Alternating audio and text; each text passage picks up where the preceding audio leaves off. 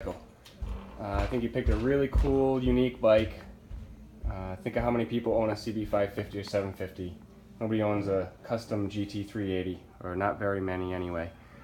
I'll go over the bike with you top to bottom and hopefully try to explain everything to you that you won't find in your manual. Start by saying I have it on a lift here. It holds the bike upright, which is kind of nice. It does have a side stand over here, but we have eliminated the center stand. So if you could get yourself a rear wheel stand, or even better, a lift, this is like a professional grade lift, but if you can get them cheap at Harbor Freight or somewhere like that, the side stand is it works well, but for long storage, long periods of time, it's not quite as good, because you can get a little bit more gas left in the left side carburetor as opposed to the right side. Even in long-term storage, there's a tendency that the two-stroke oil can slightly leak past because the reservoir is higher than the engine. You can get some weepage down into the case of the block, which, if you look close down here, there are 3 drain bolts, one in each cylinder. There's one here in the middle and one on the other side. It's a 12mm head on it. If the bike does sit for a long time, over the winter, or if it sits for a longer period of time, it's a good idea to open those up, let the case drain out. Some two-stroke oil might drip out of there, have a pan under it. That will prevent any hydrolocks in the case, or any issues with starting it, too much oil, etc. Let's see. It's as far as regular maintenance, it's going to be pretty straightforward for you. This bike right now has, as you can see, 3 individual pod filters. When I first set this bike up, I did use the original air box with all NOS filters and cages and whatnot, which I will give you along with the bike. These allow the engine to breathe a little bit better. When I first set it up, I planned on running pod filters, but I wanted to break the engine in with the factory setup, and I did. Because it is a large job to adjust the intermediate needles, the jet needles, I decided to run them slightly on the richer side to break the bike in, and then when I ended up putting the pod filters on, it was pre-tuned. It's really close.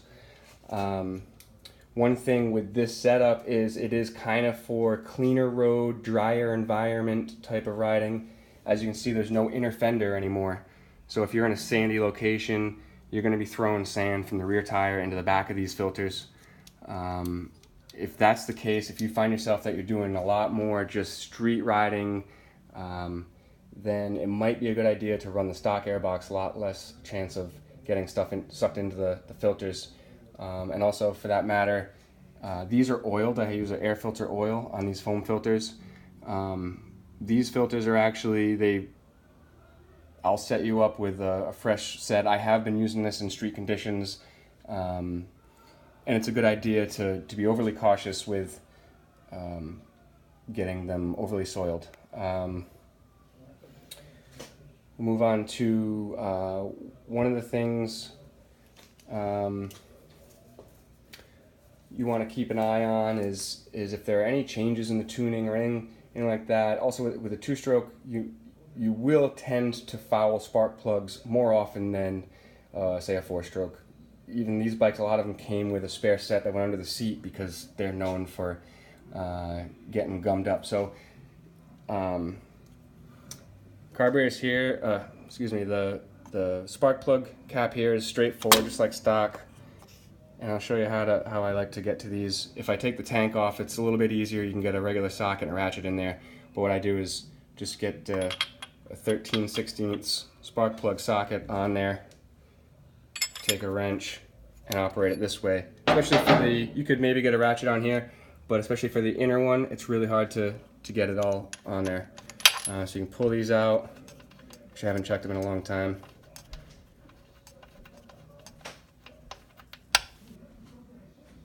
and they have a nice brown color to them.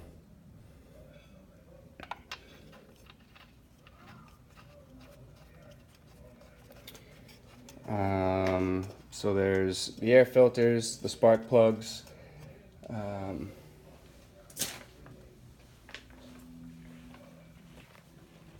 over here on this side we have the transmission oil. This is where you fill it.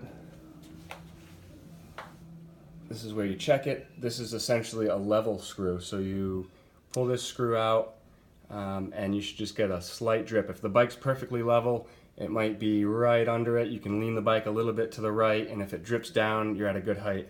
And then to drain it, it's a little hard to sneak a wrench in there with this custom exhaust system, but you can get in there and drain it from the plug on the bottom.